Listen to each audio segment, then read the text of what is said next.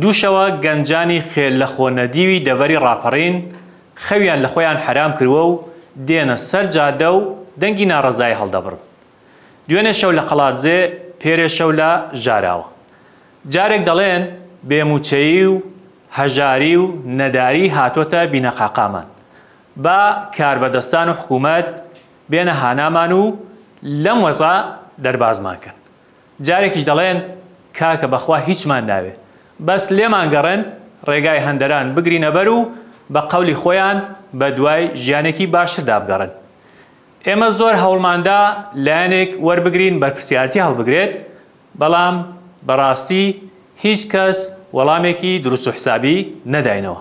ئێوە پێمان بڵێن چارەیەم گەنجانە چییە؟